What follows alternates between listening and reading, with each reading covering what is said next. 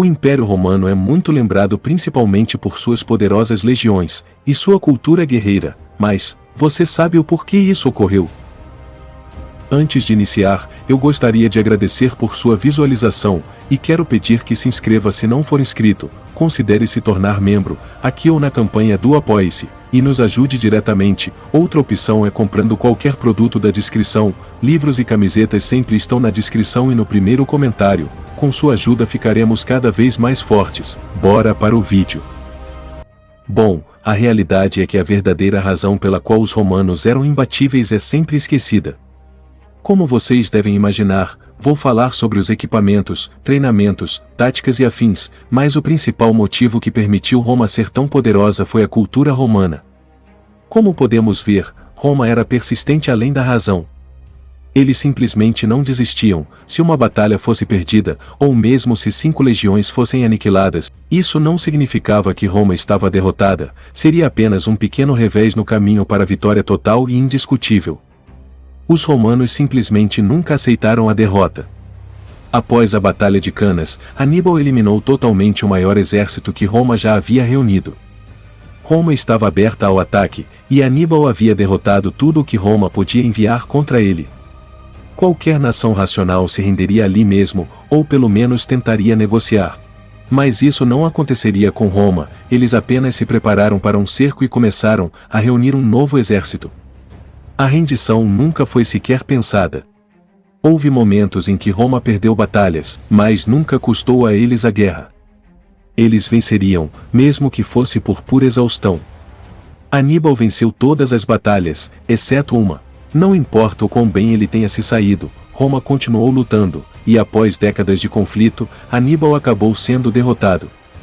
Não importava o que acontecesse, Roma continuava batalhando, e isso os tornava o pior inimigo que você poderia enfrentar. Todos os romanos tinham armaduras de ferro, armas de ferro e escudos fortes, com cada legionário tendo um capacete, espada, escudo grande, armadura de peito de ferro, grevas de ferro, e guardas de braço de ferro. Eles estavam entre os exércitos mais fortemente blindados da história. Este armamento pesado os tornava quase imparáveis no campo. Em conflito aberto, você sempre seria superado. Esses legionários eram difíceis de matar, mesmo se você pudesse passar pelas fileiras de espadas e escudos pesados. A maioria dos exércitos da época eram compostos por cerca de 90% de milícias e 10% de guerreiros blindados. A milícia tinha equipamento leve, sem armadura, e talvez uma lança, enquanto os guerreiros blindados ostentavam uma pequena quantidade de armadura de bronze ou ferro. Os romanos eram mais uma divisão, 70, 20 e 10. 70% teriam equipamentos extremamente caros e de alta qualidade, 20% seriam arqueiros e não teriam armadura, e cerca de 10% seriam cavalaria. De homem para homem, eles estavam muito mais bem equipados do que qualquer outro exército do mundo na época. As tribos bárbaras e outros impérios teriam um pequeno número de guerreiros treinados, mas a maioria dos exércitos eram apenas hordas de camponeses que recebiam uma lança e um escudo. As legiões romanas, entretanto, eram realmente treinadas antes de entrarem em combate. Eles aprenderiam técnicas de batalha, trabalhando como uma unidade, como construir fortes rapidamente, e como assumir comandos em tempo real. É difícil dizer o quão importante isso foi. A maioria das nações colocou exércitos em campo praticamente sem treinamento. Os romanos podiam formar formações complexas em tempo real. Eles podiam recuar, virar ou avançar apenas com o aceno de uma bandeira. Eles poderiam formar uma formação textudo para bloquear todas as flechas recebidas em menos de 10 segundos. A capacidade de fazer 25.000 homens trabalharem juntos em segundos era algo com que o resto do mundo nem imaginava. O exército romano era um exército profissional em plena antiguidade. Quando pensamos em combate antigo, muitas vezes temos a imagem de 2 exércitos apenas colidindo um com o outro e a batalha sendo puro caos. Isso é inteiramente falso. A verdade é que os exércitos se encontrariam com formações apertadas de combate, ninguém sairia correndo feito um louco. Por incrível que pareça, não só os romanos, mas os bárbaros também tinham só uma vida. Outro fator que ajudou muito Roma, foi que os romanos tinham um ótimo método para travar batalhas. O que eles fariam era organizar a formação, basicamente. O homem na frente lutava por 6 minutos, e então um sinal soava. Uma vez que o sinal soasse, o legionário na frente trocaria com o legionário atrás dele, e se moveria para o fundo da formação. Enquanto estava lá, ele poderia ser tratado se estivesse ferido, pegar um pouco de água e depois descansar um pouco. Para cada hora de batalha, um legionário teria que lutar apenas por 6 minutos. Isso significava que as primeiras fileiras do exército romano estavam sempre descansadas e prontas para lutar. Outros exércitos não fizeram isso e, após 10 minutos, os homens na frente estavam exaustos e geralmente mortos. Enquanto outro exército se cansava e começava a quebrar, as legiões romanas podiam continuar avançando o dia todo. Essas legiões poderiam literalmente lutar por 12 horas e ainda não estar totalmente exaustas. Isso os tornou quase imbatíveis em campo aberto.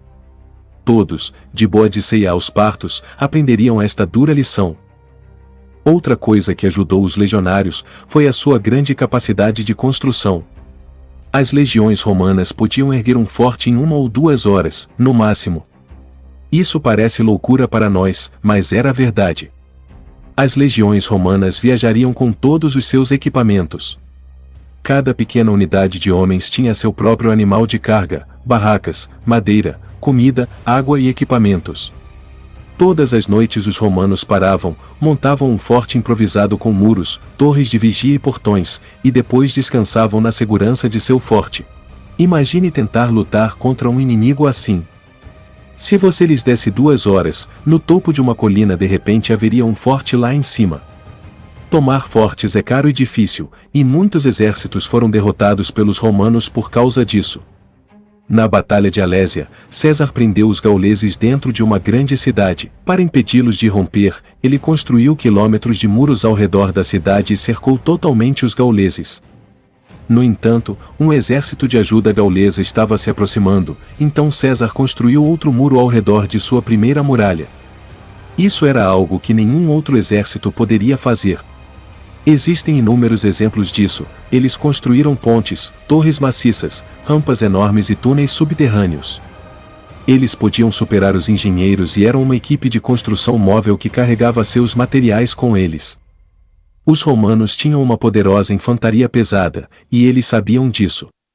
Em uma batalha de infantaria, Roma era quase imbatível, e eles conquistaram quase toda a Europa às custas desses soldados de infantaria pesada. No entanto, Roma não tinha uma grande cavalaria, e eles sabiam disso. Há evidências de que César não tinha cavalaria quando foi conquistar a Gália. Para preencher esse vazio, Roma usava auxiliares. Um soldado auxiliar era um soldado não romano que servia nas legiões em um papel específico.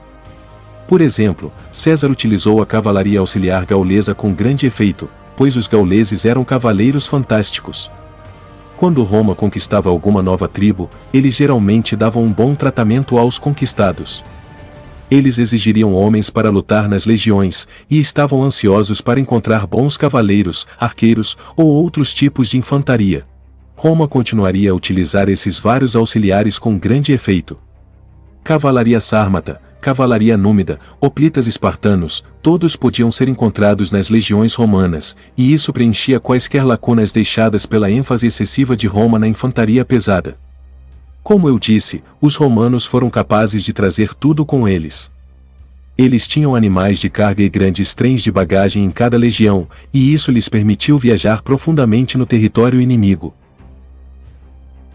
A comida é muitas vezes esquecida na história da guerra. As pessoas adoram batalhas, mas esquecem que as batalhas são travadas por pessoas, e as pessoas precisam de comida. Os romanos não esqueceram isso, no entanto, eles trouxeram literalmente toneladas de comida com eles, e isso lhes deu algum espaço para respirar ao realizar cercos ou operar profundamente em território inimigo. As legiões romanas se organizaram de maneiras fascinantes. Na guerra, pequenas unidades são importantes, e os romanos sabiam disso. Quanto menor for cada unidade de comando, mais flexível será o seu exército. Se o seu exército só pode se mover como uma grande unidade, é praticamente inútil, mas se ele pode fazer uma infinidade de coisas diferentes ao mesmo tempo, seu potencial tático é ilimitado. O contubérnio era a menor unidade do exército romano. Era composto por 8 legionários e 2 servos. Esses homens conviviam juntos, comiam juntos, lutavam juntos, eles eram como se fossem irmãos. Cada contubérnio carregava seus próprios suprimentos em seu próprio animal de carga. Além disso, cada homem em um contubérnio tinha um trabalho específico. Um legionário era cozinheiro, outro era caçador, outro era ferreiro, um era engenheiro, e um deles liderava a unidade. O líder era chamado de decano, e era escolhido por votação dentro do contubérnio. A próxima unidade era a centúria. A centúria era composta por 10 contubérnios, o que significa 80 legionários e 20 servos, e era liderado por um centurião. Depois vinha a coorte. Ela era composta por 6 centúrias, e totalizou cerca de 480 legionários e 120 servos. Cada coorte tinha um toque de trombeta único e podia ser ordenado individualmente. A liderança de uma coorte era interessante. Dos 6 centuriões, o mais experiente era o líder da coorte. 10 coortes formavam uma legião. A liderança de uma legião era composta por 3 líderes, um legado era o líder indicado pelo Senado, o tribuno militar era eleito pelo povo, e um prefeito do acampamento era eleito pelos legionários. Assim, cada unidade de comando de uma legião representava o povo, o Senado e os legionários. Em cada legião, havia uma mistura de liderança de baixo para cima e de cima para baixo. Havia líderes escolhidos pelo povo, pelo Senado e pelos legionários. Sempre que uma decisão era tomada, todos esses 3 grupos eram representados, e essa era uma estrutura incrivelmente versátil e organizada, permitia que boas decisões fossem tomadas e garantia que nenhum homem pudesse destruir a legião de forma imprudente. Quando feridos em batalha, os soldados romanos podiam esperar que seus ferimentos fossem tratados, desde que não fossem muito graves. Embora a medicina romana fosse primitiva em comparação com a nossa, tinha a melhor tecnologia médica para a época. Os médicos romanos seguiram a tradição grega da medicina e abordaram a cura de uma perspectiva científica, e não espiritual. Os médicos tinham um conjunto de instrumentos aparentemente modernos, e seriam capazes de realizar procedimentos básicos para ajudar a aliviar a dor e curar legionários feridos. Você pode até comparar esse estilo de medicina com o usado na Guerra Civil Americana. As tribos e impérios que Roma enfrentou não eram tão competentes quando se tratava de medicina. Essa organização e estilo militar que eu mostrei para vocês é da Roma que todos nós imaginamos, mas ao longo dos anos muitas coisas foram mudando, pois o império durou muitos séculos, então seria difícil descrever com exatidão. Embora esta fosse de fato a organização militar que Roma usou durante o auge de seu poder, mudou muito ao longo do tempo. As legiões romanas mudaram muito ao longo dos séculos, mas a cultura militarista de Roma sempre permaneceu, e se não fosse por essa cultura guerreira, os romanos nunca teriam chegado tão longe. Muito obrigado a todos vocês que assistiram até aqui, espero que tenham gostado. Se gostou, deixe seu like e compartilhe com o máximo de pessoas que puder, e não esqueça de nos seguir no Instagram. Conto com vocês, fiquem com Deus e até o próximo vídeo.